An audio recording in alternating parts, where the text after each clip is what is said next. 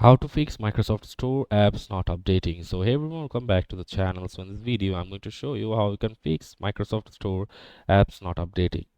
So for that, first of all, you need to click on the Windows section from here and open the Microsoft Store and see if the Microsoft Store working fine. And after that, you just have to simply click on the close section of the Microsoft Store and search for Windows R and search for WS Reset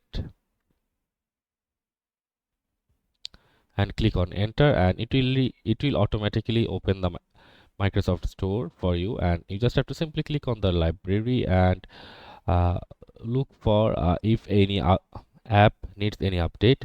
So you can manually click on the update and update the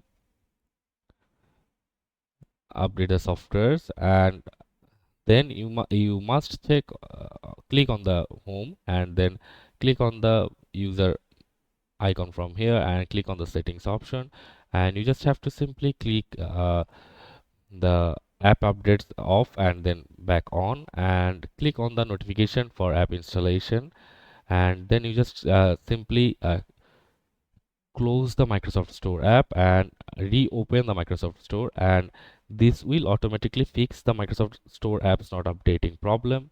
And you can check on the library and see